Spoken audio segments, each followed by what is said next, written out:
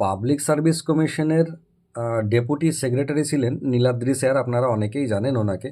ভীষণ ভালো মানুষ, ভীষণ ছাত্রদরদি, এবং ছাত্রদের জন্য উনি অনেক কিছু ভাবেন, অনেক কিছু করেনও, করার চেষ্টাও করেন এবং করেনও। তো ওনার একটা বক্তব্য আমি আপনাদেরকে হুবহু শোনাবো। সেটা হচ্ছে পিএসসি এই ক্লার্কশিপ এবং মিসলেনিয়াস যে পরীক্ষাটা হয়ে গেল, তার যে ভ্যাকেন্সি দিন দিন ইনক্রিজ করছিল, আমরা সেই অনুযায়ী আপনাদেরকে পরীক্ষার কাট অফ মার্কস বলেছিলাম। কিন্তু উনি জানিয়েছেন যে 2023 সালের ডিসেম্বর মাস পর্যন্ত যে পরিমাণে ভ্যাকেন্সি ছিল, এই নিয়োগটা সেই ডিসেম্বর মাসের ভ্যাকেন্সি নিয়েই কিন্তু নিয়োগ হয়ে যাবে। বর্তমানে যে 2024 সাল চলছে, এই 24 সালের জানুয়ারি মাস থেকে যে ভ্যাকেন্সি তৈরি হয়েছে, সেইটা কিন্তু ওই পরীক্ষার নিয়োগের মধ্যে যাবে না। নতুন অ্যাডভার্টাইজমেন্ট বেরোবে এই ডিসেম্বর মাসে, মানে একদম কারেন্ট মাসে আর কদিন আছে, এর মধ্যেই নতুন অ্যাডভার্টাইজমেন্ট পিএসসি ক্লার্কশিপ এবং মিসলেনিয়াসের আবারও বেরোবে। মানে আপনারা যে পরীক্ষা রিসেন্টলি দিয়ে আসলেন এবং তার যে অ্যান্সার কি বেরোলো, তারপরেও কিন্তু নতুন ভ্যাকেন্সি ডিসেম্বর মাসেই আসছে। এবং উনি জানিয়েছেন যে আইডিওর vacancy, junior engineer, assistant engineer, এদেরও নতুন নোটিফিকেশান এই ডিসেম্বরেই আসবে।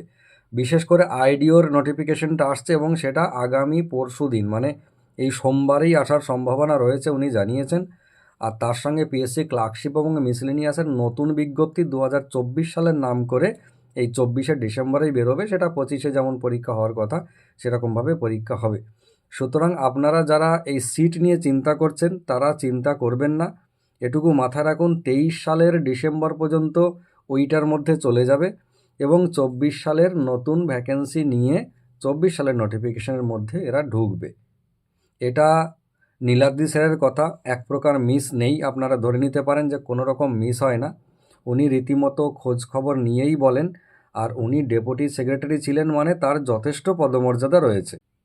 আমাদের যে সমস্ত স্টুডেন্টরা 2019 সালের ক্লার্কশিপ পেয়েছে, এই যে গত এক মাস আগেও আমি আপনাদেরকে জানিয়েছিলাম, আমার একটা স্টুডেন্ট গত এক মাস আগেও ক্লার্কশিপ জয়নিংয়ের ওর অফার লেটার এসেছে। সে অলরেডি প্রাইমারি স্কুলে চাকরি করে, তো এই ক্লার্কশিপে সে যাবে না।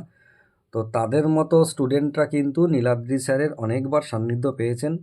তারা জানে যে নীলাদ্রি স্যার কত ভালো মানুষ এবং কতটা স্টুডেন্টের জন্য ভাবেন।